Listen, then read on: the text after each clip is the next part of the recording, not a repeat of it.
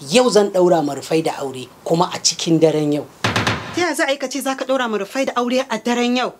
Hajiya Fatima, ni ke da ikon ɗaura ma ‘yata Rufai da aure da wanda nake so. Kuma a lokacin da na zaɓa, kin ga kuwa ba wanda zai hana na ɗaura wannan auren cikin daren nan.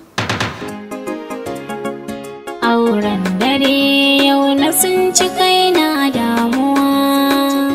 Ina ma babu ne a duniya da ya fi min Rufaida.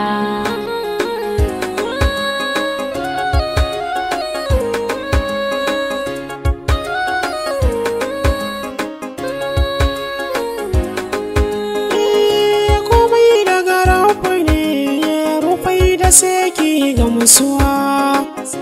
Shirin gatanmu ne shi ke cire mu a damuwa. Harki na sanin zuwan ki duniya ya ruwa. Domin komai idan yayi zafi Allah akwai Rufaida.